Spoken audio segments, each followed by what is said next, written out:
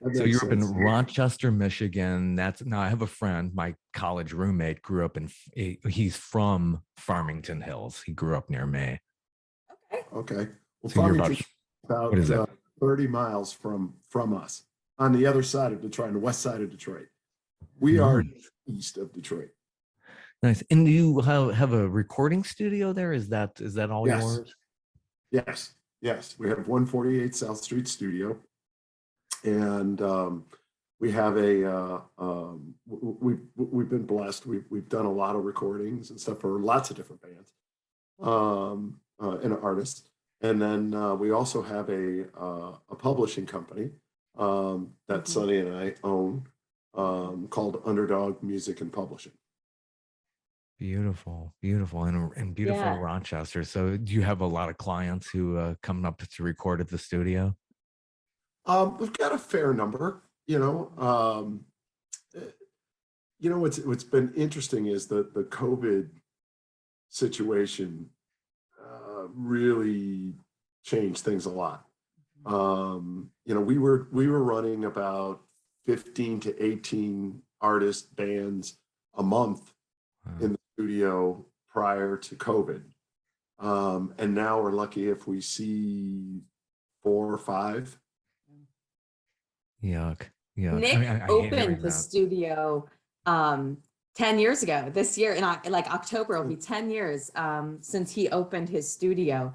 And I've only been working with him for about 3 years. Yeah. And but it's like a full sound studio. It's a live stage, and they do live streaming and stuff. So all the live streams that Sunny Bleau has done have been straight from our stage. So bands come in, they want to put together promo videos and electronic, EPKs. the EPKs, and that's the kind of stuff that I was helping with. And then it was like, well, we've got all this, I've got all these songs. I don't really know what to do with them. I don't think I want to be the person singing them. So let's start a publishing business. I'll sing some demos and we'll get them out to people we know. And in the industry, people Nic has known for a really long time. And so we would do that. And then the feedback we kept getting was, who is this person singing the demo and why isn't she releasing these songs? And I kept telling Nic, I was like, I can't be the person doing it. I can't go on tour. I can't be a brand. I have 4 little children at home. There's no way that I could do this. So for about a year, we kept trying to get songs out, like Holy Water and Hellfire. We tried getting it out and having other artists do it. And again, it was the kind of feedback we were getting was, she really just needs to release this. Other people can't sing it the way she sings it. And so when COVID started and everything stopped, the communication between people we knew in other places of the country, nobody knew what to do. And it was like, well, I'm going to keep writing music and I might as well just start recording it and doing it for myself. Because why not? What do I have to lose at this point? we get there in life like that. It's like, let's just do this, Just do it. Exactly. It's really by happenstance, though. Here, you thought you're just going to be like just a songwriter, like a Bernie Taupin type, and it's like, tag, you're it. Your voice is great. And honestly, I never think of myself as a vocalist. I mean, I have sung everywhere from church to what's the word? Theater, doing musicals and stuff, just little things in between. And, I'd sing at a wedding. Somebody wanted a special song. I would do something like that for a friend. But I was always a writer and always a storyteller. And so I always think of myself as being a storyteller first and a vocalist second. So you grew up, did you grow up in the Rochester area? I did not. I'm actually from Scottsdale, Arizona. Oh, wow. And I moved to Michigan when I graduated high school in 2001.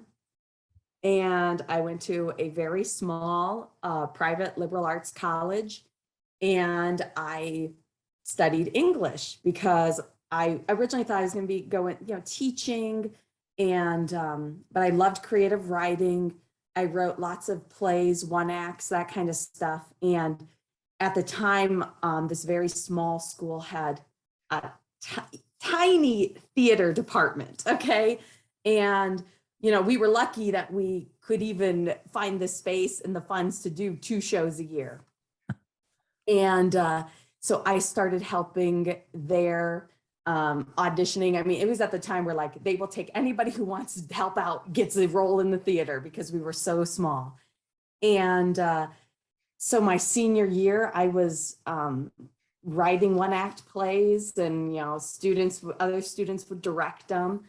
And I decided, okay, I got to go to grad school. And I wasn't sure if I wanted to go into a creative writing program at one university or into theater at another university. So I said, I'm going to apply to both of them and just see where God leads me. And I ended up getting into Wayne State's theater program down in Detroit. And so I ended up getting my master's in theater, and I studied a lot of design. I was not a performer. I wanted to direct. I wanted to do the lighting designs, the set designs. That's really what I wanted to do. So I was going to school and simultaneously working with the theater department back at this small liberal arts college in Rochester. And that whole time, I had no idea that his studio was literally a half a mile away from the campus. I had no idea. He was there the whole time. Life is just so weird that way. It's like the opportunity's right there, and then like all of a sudden, bam, you could just take advantage of it. So it's great. And who would ever thought in the Detroit area, but Detroit has a great music history. So you're part of that. Yes. Yeah. Yes, she is. Yeah. Yes, she is. So what made you go from Arizona to Michigan? It was just the education that you were seeking? Yes, it was the education and this wonderful boy I met online, and I just had to move across the country to be with him. And we were together for 5 years before we got married, and then we were married for 15 years. And I got to a point where I knew I wasn't using the gifts and the skills that I needed to be using in life. I was a stay-at-home mom for 9 years, raising my family, and I was extraordinarily unhappy and unfulfilled because I knew I wasn't living my purpose.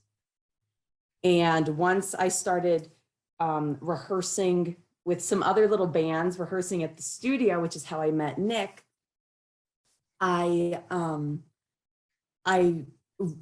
rekindled my love for music. And after, 10 years of not writing music, it was like all of this stuff started coming back. And now I have stories to tell. And I found somebody that was willing to help work on those songs with me and help get them published, and, who believed in me. And things just went from there. So some people would say she had a midlife crisis. She's approaching 40 years old and has decided to go off on a total different, direction in her life. And she's leaving her health insurance in her home and all of the safeties and the comforts of, that this marriage provided me, to go off to try to be a star in a way. And I can see how a lot of people would think that, but my soul was not settled, if that makes sense. I knew that I was supposed to be doing something different with my life, and I couldn't do it where I was. So with the help of my family, who has been my biggest supporters, which I'm very surprised how they really have rallied around me to make this dream a reality. They have been the main reason I was able to find the courage to move in this direction. My parents, when I told my dad, I said, I'm going to do it. I'm going to try to be a brand. He was like, it's about time. So they saw this in me from, you know, as a kid, as a teenager, writing songs and everything. And I just didn't see it in myself, if that makes sense. I have to tell you, recently we got video footage of a very young Sonny Bleau. Oh, love when that stuff comes up, right? Oh yeah, 5 years old. Okay, and with her older brother and older sister, and they were the Arizona Country Kids, and on stage at a talent show. And she was amazing then, and she was 5. I played the fiddle. My sister played the banjo, which literally weighed more than she did. And my brother played the guitar, and we brought the house down at North Ranch Elementary School. House came down, dropped the mic moment, playing Boil Them Cabbage Down and Rocky Top. And it's like an addiction. You feel 20 feet tall after, you know, doing this in front of an audience and getting the positive reception. So it's like, it's got to be very addictive at that point. Absolutely. You know, what's really cool is April 1st is coming up. April 1st marks 1 year since Sonny Bleau and the Moons released our first single, and that was He's My Peach. And I cannot believe what has happened with Sonny Bleau and the Moons in this last year. Like in 1 year, we've had 6 singles, 5 music videos, an album that charted that debuted at number 38, Right. and all kinds of wonderful articles and stuff, reviews written about us. I never would have thought that this would have happened in our first year, especially coming out of COVID. It's great because you didn't have to go to New York or Los Angeles. You know, a lot of stuff came to you right there in Michigan. How did you two really, do you remember the moment you met and then said, hey, we're going to be a great collaboration now? I do. He remembers the moment we met. I was playing at a show the day I met her. So she came to see us performing live. And I hadn't even talked to her yet. Okay. And I was just enchanted. Okay. I just was. I mean, her personality, her persona. Okay. She commanded the room without saying a word. Okay. And it was just awesome. Okay. It was just awesome. And I said to her, I said, I really want you to come to the studio. I want to hear you sing. And she was saying, no, I'm not going to do that. Because at the time I was in another group with some people that he was in a band with. I was really transitioning out of doing church music, and I was a cantor at the Catholic Church for a really long time. And so I was just getting my feet wet, and these guys kept saying, you got to meet Nic, you got to come to the studio. And I was like, I'm not gonna go to the studio. Like, as you know, like I've been told, come to my studio. Like, I'm not doing that, you know? And so I met him, he kept inviting me. And the next day, my friends are texting me, you gonna come to our rehearsal on Tuesday? You gonna come? And I was like, I don't know, maybe. I was just hemming and hawing over the whole thing. She was pretty timid. So I basically threw her into it when she did finally show up and made her sing. I walked in the door. I was, What you need. this is awesome. And I walked in, I was wearing like yoga pants and tennis shoes. Like I was just there to visit, you know, I wasn't there to do anything. And the typical mom. Yeah, I had these songs and I was like, okay. And I was so nervous to play a song from, I mean, I taught myself how to play the guitar out of necessity when I was working, doing a lot of church stuff. And, but I never wanted to be a guitarist. It wasn't something I was interested in. I didn't like the idea of all the technology that I felt like went with, you know, playing an electric guitar and the pedals and all this. That just doesn't interest me. So I was like, hey, to play church music, I really only need to know 3 chords, maybe 5. And I'm okay with that. And as long as there's a capo, I'm good. So this is the kind of thing that I did, and that many, many, many, many people do. And so I was like, okay, I've got this, and I've got these songs that I want to play for Mr. Nic Coco. And now I'm going to share it. I'm going to get my dinky guitar and I'm going to strum a few chords for it. I was so nervous to play in my song, you know? And, but eventually I did. And slowly I get, you know, more comfortable playing in front of him, even though he'd be like, just give me the guitar, I'll do it. I'm like, okay, good. So now when I write a song, he knows I've got a loose idea of how I want the melody to go. And I was like, so this is the song. Now you make it better. You take the guitar and you make it better. So that we work really well like that. Yeah, she is great at writing lyrics, and she's actually really great at melody. She just is. She finds the melody, she finds how the movement needs to go. And then I do the arrangements. Yeah. Yeah. How do you find the melody? Do you find the melody on your voice or just the chords on the guitar? I mean, I know a lot of us can have melodies in our heads and we have to enunciate to people like you, like the producer. I don't know. I really don't. I think it's all about the story and the words that I need to say and the emotional roller coaster you go on when you're telling the story. So, you know, I don't sit down at a piano and pick out a melody line. I don't think I've never done that. It's like, you know, sometimes Nic will have a guitar line that he's playing, and it's like, and I just kind of hum something with it. And I'm like, hey, can you just loop that? Can you just do that whole section again? And sometimes the words and the melody flow directly from that. But I guess, like, I don't really know how it happens. It just does. So yeah, does that all happen in the studio when do you come in with the lyrics, or you're in the studio, you kind of have half lyrics and you're kind of like etching it out there between yourselves? right. So sometimes it's just like on the spot, like our song King of Hearts, which has been on the charts all over the world. Germany loves us, but the King of Hearts is Germany.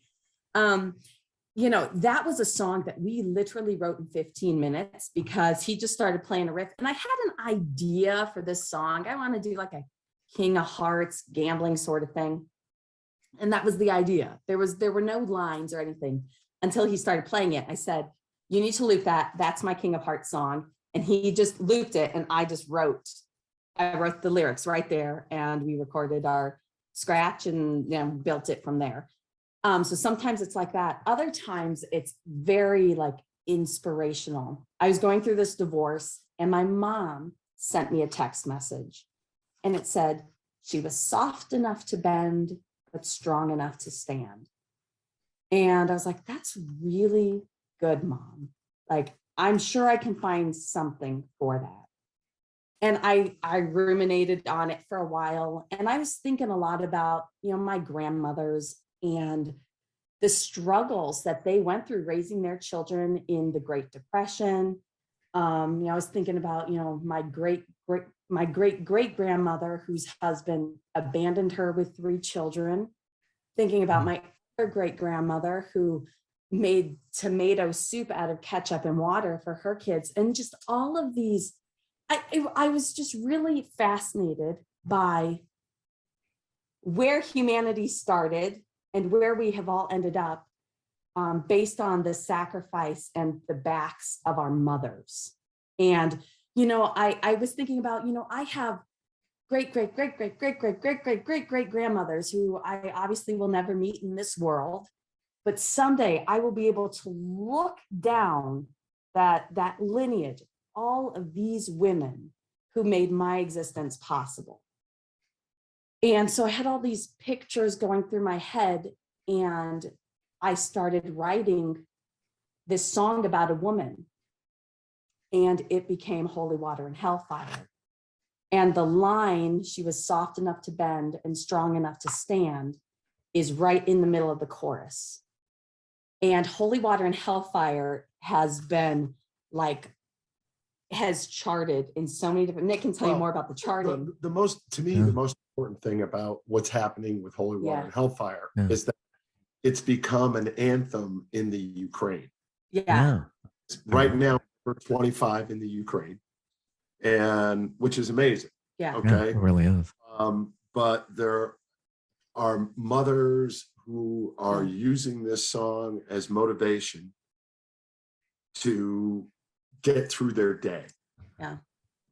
And, you know, the song in itself Mhm. is very motivational and inspirational. And it kind of has in a way, it has this to hell with you attitude, because, you know, as mothers, and even as fathers, you know, when push comes to shove, you got to do what you got to do to get by, to get through the day.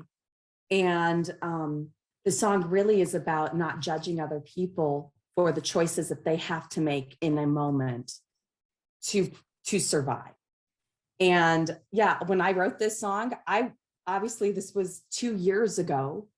I wasn't thinking about, you know, inspiring women and people in a war-torn country. But it was a song about just inspiring people to keep persevering. And I am just so humbled that the Ukrainian people are embracing this song in order to help them get through the day, you know? Yeah. And What's Yeah. happening?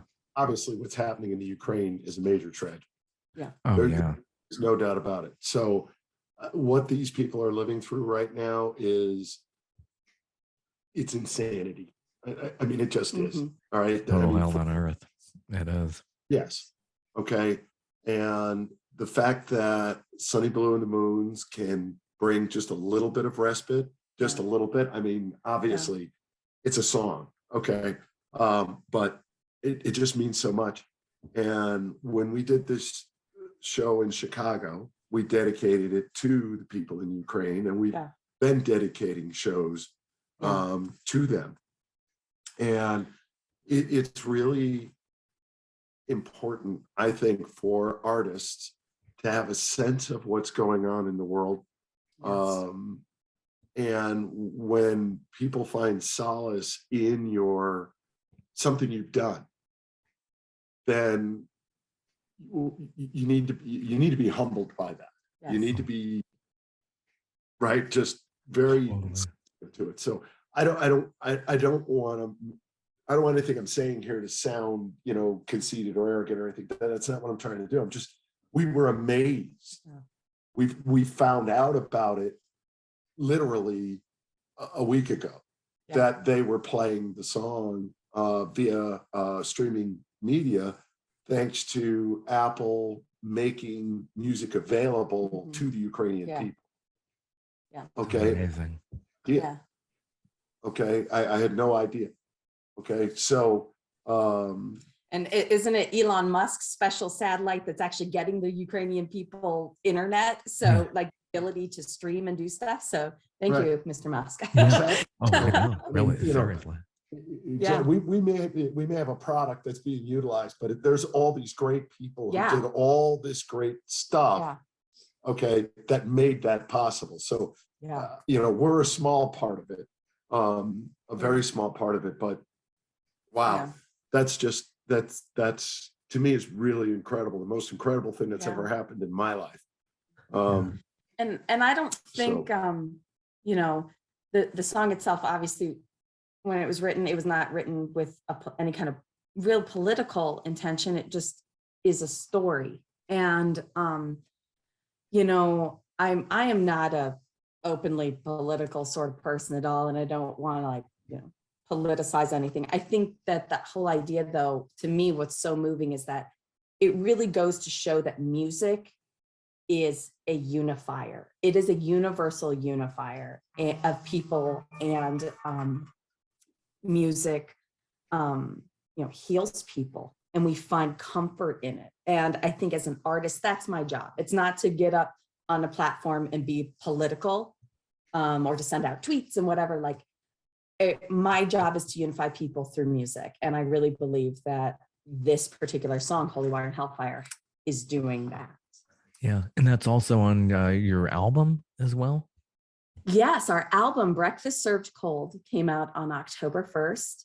It debuted at number 38 on the blues Billboard chart, correct? The Blue Apple's blues. Okay. chart.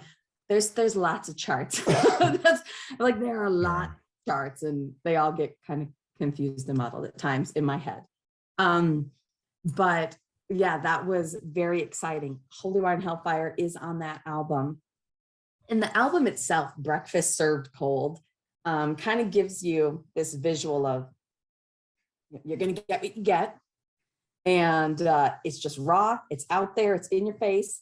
And, we don't hold anything back. If you treat me really good, you might get a warm breakfast, but if you don't treat me good, it's going to be cold. And, it's take it or leave it kind of feel.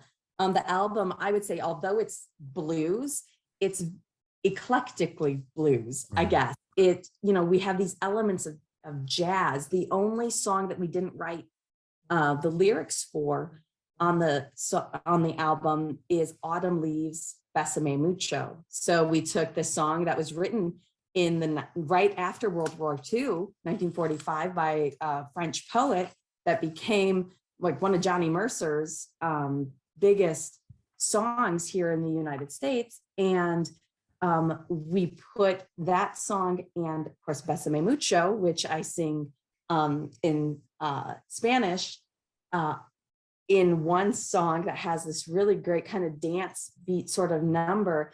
But those two songs are songs that are full of pain and sorrow in a way, and that longing. So that's the only song on the album that we did not write, but Nic did the arrangement for. The collection of 10 songs, wonderful collection too. A little bit of Fleetwood Mac-ish influence on there as well. Is it Let It Slide where it kind of has that bit of an influence? Yes. Yeah. Let It Slide. Now, Let It Slide, one of our writers at the studio also helped us with that one, as with Denver. And it was, yes. But Let It Slide is personally is my favorite song on the album. Okay. Just from my writing aspect of it. I just love, I love the cool groove. Okay. And I remember when I first wrote that groove, okay, the guitar part, and then Alex and Paul got a hold of it. Alex Karazinski on the bass. Yes. Of course, the great Paul Kastic is our drummer. Yeah. When they got a hold of it, they were like, wow, this is going to be amazing when this thing is done, because it just floats, right? The whole idea was floating. Yeah. And making that the first track on the album, I think, was a statement. Yes. In and of itself. Okay. Because we are floating. That's what we're doing. All right. We're trying to figure out how to get from point A to point B. We don't really know who we are yet. Yeah. We're a year into this. Okay. But I feel like Let It Slide kind of defines the period that we're at. And Let It Slide was originally written by Tom Bailey, our friend, and the original lyrics were. And when he came into the studio and played it for us, just singing, playing the piano and stuff, I started crying. Again, this was beginning of my divorce. And it was like, you go through life and you want to do all these great things, but you just don't. And it was like, I was just crying. I was at that point, like, I want to do great things. I want to be able to help people. I want to be able to do these things, but we just don't. And fear is one of those things that, keeps us from doing it. And so for me, having that song being the first track is kind of like where I was before I made the transition to Sunny Blue, to being Sunny Blue all the time and making that brand. So that's what the song really means to me. Nice. Yeah, it can be very scary when you're going on a life change like that. And divorce gives you a lot of inspiration and material, doesn't it? It does. It does. Yeah. We can all relate to that somehow, you know. You know, you have a lot of other interesting tracks on this album. Denver, what exactly happened in Denver? This is kind of Denver. Okay. Denver. I love duets. Like I love the Faith Hill Tim McGraw duets of like the late 90s. You know what I mean? Just right. big orchestration.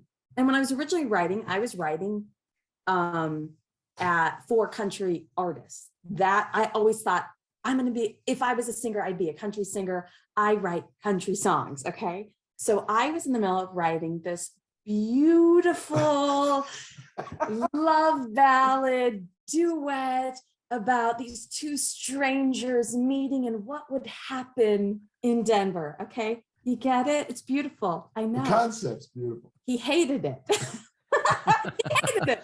Like, and you know, it was because it was very like, what will happen to you know, and he didn't like it. He's like, I want to know what happens, you know.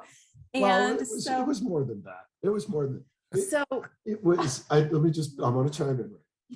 Okay, so to me, it was like a one-act play.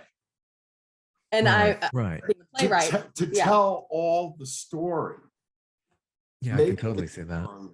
7-8 minutes long. It was not 7-8 minutes long. It would be to tell the whole story. Okay. Good. And I'm a guy. All right. I'm totally male. Okay. I have no. I can't vision it. Do you know what I'm saying? I was having difficulty visioning it. Okay. So then I said, let's do this. Let's bring another one of our writers in, Mr. Dan Scott. Yeah. Okay. And I want you to perform the song for him the way she originally wrote it. Okay. And let's see what he says. Okay. Because it could be just me. I could be just dense. Right. And I'm not getting right. So tell the rest of the story. So Dan's reaction, although very polite, was basically in line with Nic's. And I was like, you guys just don't get it. You don't get it. And Dan was like, well, why don't you just write the song from the woman's perspective and talk about the heat in Denver between these two people? And I was like, oh, I guess I think about it. I guess, you know, it'd be a lot easier to write just from a woman's perspective anyway than trying to do a duet, you know? So I said, okay. So I came back the next day with some slight modifications to the lyrics, and they were pretty slight. Very, very slight. Okay. It wasn't like a total rewrite. Yeah. Okay. So that's what I'm trying to tell you. I think Dan, I couldn't put the right words on it, but I think Dan did. I think Dan basically said, look, you're basically 80% woman's perspective. Yeah. Now, just make it all the woman's perspective. Right. Yeah. Write it. And so then I switched it to first person. Right. Well, like all first person woman. And then it flowed. And he gave me a little different arrangement to sing over. And little bouncy, sort of flirtatious bounciness to it. And I was like, okay, I could dig this. And one of the parts I absolutely love about that song is the part in the chorus where you know, where they say, we spent the night a mile high, and all the guys in the band yell it, and the audience starts yelling it too. And so it kind of becomes like a sing-along at that point, you know? So it is a fun, flirtatious song, you know, completely made up. I've never been to Denver. It's a great airport. But, you know. And now I'm afraid to take her there. Stop it. But Denver, man, if Denver loves that song, I'd love to perform it in Denver. So yes, call me. Yeah, really, seriously. And then this segues into about what Leanne, your manager, was saying, and the age of COVID and traveling, taking the bus, and in the Russian war thing, and with the gas prices as they are, I'm sure that's affecting the way you're operating. Absolutely. You know, this is the thing, you know, with post-COVID, there are so many venues and festivals and stuff that they're just backlogged from the last 2 years, trying to get the bands in that were supposed to be in that, even though you're on the charts and your music is doing very well and is being received, it's like we're really kind of forced to play in smaller venues, and it's which means that they, what you make when you go to these venues, especially now with gas prices, is not covering the cost of the tour bus, to fill it up. And I mean, It's expensive. Yeah. Sure. This little run we made to Chicago and back, ideally what you'd love to do is to go to Chicago, right, and then go to Wisconsin, and then go to St. Louis, and then, you know what I'm saying? So there's a Keep route. going. Okay, but it's been extraordinarily difficult for us to get routed touring. Yeah. So we've been forced to do out and backs. Mhm. And the problem with that is you're wasting the fuel, all the Right. fuel way back, right? Totally. So that's been really hurtful to us at $5 a gallon for diesel fuel. Yeah. Yes. We did this show out in Chicago, and once again we lost money on the show because of fuel cost. Yeah. Okay. But if you don't do the shows, you don't have a chance to get your brand out there, That's, yeah. right? Real catch-22. Yeah. It's a It is. catch-22, and so we're really hoping to get more shows, more routed shows. Like we go down to Florida or Georgia or whatever. It'd be great if we could do 4 shows, 5 shows down there. Okay, Mhm. right? And rotate it around. Easily. Then it's just fine. Yeah. Okay. And that's what we had expected the markets to want to do. But as Sonny just said, we've been running into this constant venues trying to make good with the acts they had booked in 2020 and 2021 that couldn't perform. Mhm. Okay. So many of the gigs that we have had so far have been fill-in gigs where those bands just either aren't together anymore, so the spot became available, or they're not ready to perform. Yeah. So we've gotten like we did a show in January in Chicago with 1 day's notice. Yep. That was the first time we were out at Brower House. 1 day's notice. Yeah. Okay. So they literally called us the day before and said, could you guys play? Now, we wouldn't have gotten the gig on 319, the one we just did, if we didn't do the one on 128. Okay. But we lost. Yeah. I mean, there was nobody there. Yeah. I mean, when I say, but I mean 6 people in the audience. Okay. And paying $10 a ticket. So The house gets it at that point. You have to sell so much before you can make anything. right. And the people that came did buy some merch and stuff like that. But I mean, how much is 6 people going to spend? So, Yeah. right. Oh, gosh. And the other thing is, like, at this point, it's like, it's different for the other guys in the band, but like, I'm a single mom. I have 4 children. Oh my gosh. And at this point, it's like I'm paying to play. And I mean that, like, we're paying for the gas. We're, doing whatever kind of marketing that we have to pay for if we decide to, purchase ad space. But when I leave it takes here, time to make ads. but when I leave Right. here, Absolutely. when I leave my house, I have to have somebody with my kids. So, like, for example, we went out to Chicago the other day for basically 2 days and a night, and I had to pay someone, $200 to be with my children. And I didn't make $200 at a show. So I'm, it's right now, that's just the reality of running a small business and trying to become, and being a professional artist where we are right now. It's, people, I think a lot of people think, well, they're doing shows, they're touring, whatever, they must be making money. And I think for a lot of artists, that is not the case. yes, we're musicians, but we are small business owners. And, you know, we have to spend money to make money. And right now we are in the spending money to make money mode. Like for me personally. Right now we're in the mode of spending money to make a brand. Yeah, spending money to make a brand. That will hopefully bring money in the future. Yes. That's, you know, and that's been not exactly what I expected would be the case coming out of COVID. Yeah. Okay. You know, I thought for sure we'd be able to get on some supporting roles, you know, where we could open for an Anthony Gomes on a tour, or we could open for, you know what I'm saying? You could piggyback on other bigger acts that might be turning. Right. Well, because their audiences are ultimately our audiences too. Right. Okay. And so we complement And them. our brands complement them. Right. Yeah. Our brands complement. So, you know, eventually Sonny will be adding, you know, AIS, right? Be adding, putting the butts in the seats, if you will. Okay. Yeah. You know, but she has to get known. Yeah. Okay.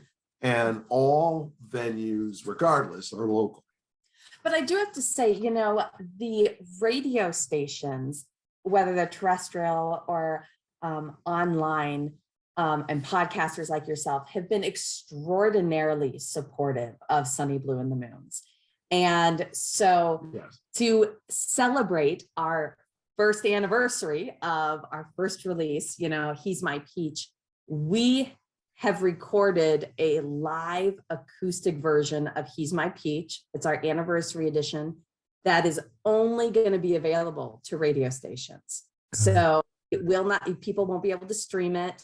And if they want to hear it, they got to call their local station and request it. And we have sent out like emails to all the stations that we know of that are in our network, with the links, their Dropbox links and the Google Drive links, so that they have the song in whatever format they need it in. We even recorded bumpers for those stations.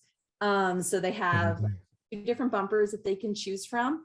And we're basically hand delivering it to them and saying, this is for you. And we want to thank you. And so it's not going to be available on any of the streaming platforms. It's exclusively for it's a radio radio. release, strictly radio release. Yeah. So because it's the radio and the podcasters that have really helped perpetuate the brand over the last year. And radio here in the US and radio in the UK and Europe. Yeah. And Australia. And Australia. Yes.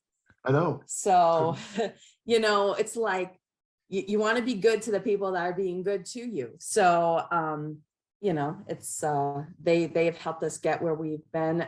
We've had some wonderful, beautiful reviews in different blues magazines and online magazines. And, you know, these are the people that we want to be reaching out to and making sure that they get the material first, that they know about things first, because they have helped our brand, you know, grow. So we are extraordinarily thankful to all of them. And we're really happy, hopefully, to add you to that list, Robert. Absolutely. Absolutely. I'd love to be able for you all to tour extensively and make money instead of having to blow this all on gas and everything. I'd love to see you down here in the Atlanta area. We have so many venues over here.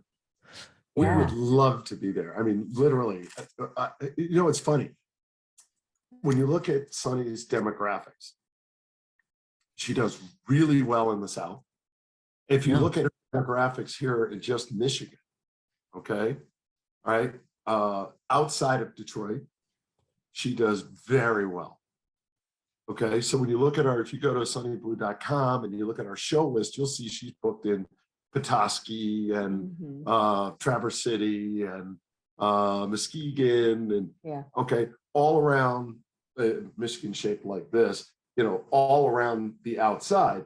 Okay, with very little and actually in Detroit. Okay. And Atlanta. In fact, her first radio play was in Atlanta. Yeah. Oh, I Cool. can't remember the DJ's name. Real a big show, big terrestrial station, I think.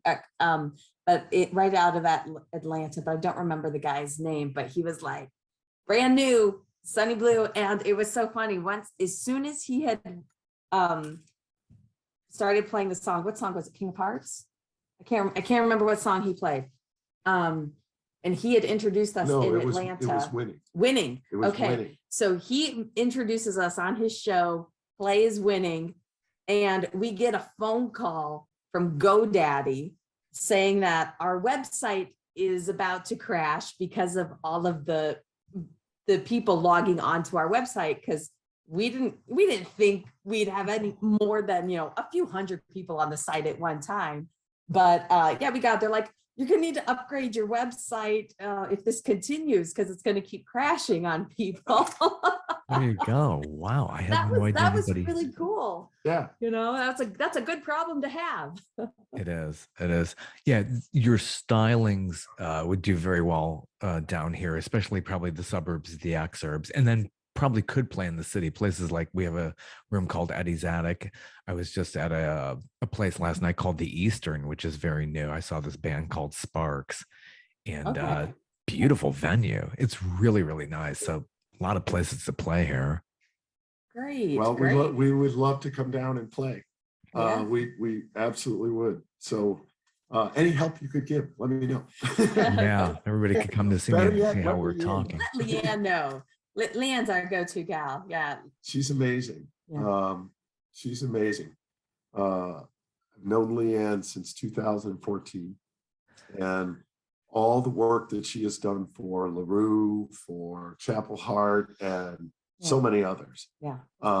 She is just absolutely amazing, and blessed to have her part of the team. That's for Yeah, and sure. you're doing really well on social media. I saw some of these videos are nice, especially for your latest single, using some Library of Congress footage and things like that. Yes. YouTube channel is really nice. Yeah. That's We got, thank you very much. We got special permission from the federal government to use those photos. Yeah. Our director, Jim Gilmore, arranged all of that. All great Depression photos. And to our knowledge, it's the first and only time any of those photos were used in the context of a music video. yeah. So we're pretty excited about that. That's very exciting. Yes. Yeah. And I mean, I love history and I love stories. So having pictures like that in a music video, especially for Holy Water and Hellfire, really, it just really helps to tell the entire story. And I love that music video. It's probably my favorite. Yeah, and some of those others are on the YouTube channel as well. King of Hearts. I mean, you got Yes. good video concepts too, which really helps get the word out and sells you even more. Yeah. Yeah. And we've been blessed. We've gotten really good views on them. I mean, we've been a year. I mean, the numbers aren't bad. Mhm. The numbers definitely aren't bad. That's for sure. So I'm excited. I'm excited about the prospects for what Sunny Blue and the Moons can be. Yeah. And we're just really, what I think needs to happen is more people just need to meet Sunny. Yeah. Because she's just this bold, bright, curvy, beautiful woman, okay, that is the sunniest blues you've ever heard. Yeah. I mean, that's really what it is. It's the sunniest blues you've ever heard. She's an amazing storyteller. She does incredible work. The preparation she puts in for a live show. I mean, I've toured with major acts that didn't do the work she does. She worries about every detail. She's focused. She wants it perfect for the fans. Yeah. It's funny, like when we're rehearsing, we'll run a song or whatever, and if someone says, okay, that was fine, or whatever, I'm like, fine is not a word that I want to hear. It has to be right, because the way I see it is, I'm not 20 years old starting a brand, starting a career. I don't have time for it to be fine. it has to be right because I'm 40 now. You know what I mean? Like if we're gonna do it, it's got to be right because we don't have time for fine. And that's kind of my mentality when I go on the stage too. And every time I go on the stage, I always like say a prayer. I'm focused and I'm like, God, help me do my best for my children. Because if I have to be away from them in order to make this happen, I have to give it 100% or it's not worth it. So I am all in like 100% once I'm introduced and I'm on stage. It is all in and all for them. And of course, for the audience, because though I almost see it as an extension of like, it's like a ministry, to use that word for me. I am on the stage to help people escape, to help them have a friend. I always consider myself to be a really good friend, very friendly. I mean, I have fans that will message us and tell me things that are going wrong in their lives. Will you pray for my sister? Will you do that? You know, that kind of stuff. They're always reaching out to me with things that they're going through. And I think it's because, you know, they feel like they can trust me. And as a blues artist, I feel like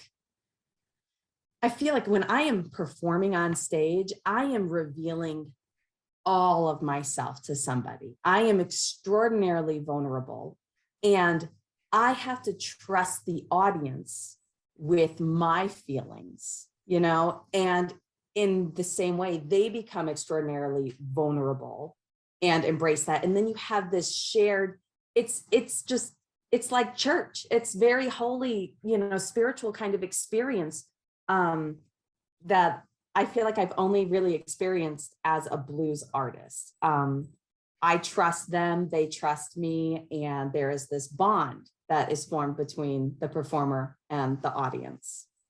Beautiful, beautiful. And yeah, great lyrics, very insightful, and great new album. Great single that is doing very well and on all the streaming services. So Absolutely. hope to see you down here. Thank you so much for your time. Absolutely. And don't forget, April 1st, he's my peach. So if you want the song, we will get that to you. Okay. Awesome. Awesome. I will definitely. And I promote people once we, you know, put these episodes in the can. Oh, yeah. Whatever new you have out, and I'll be on your list. Yeah. I'll keep promoting that we spoke here. Great. Oh, and I was going to say, we are working on more releases for the year. We're going to be doing a lot of live room recordings, live recordings from shows. And I'm pretty sure our album, which we are going to plan to have another album out this year, probably towards the end of the year, is going to be all live tracks. So for people that really like the live track sound, and they're really going to be excited to hear our next album. Good deal. Thank you so much for your time. Really enjoyed it. Thank you, Robert. Thank you for having us on. Take care. Have a good one. Me too.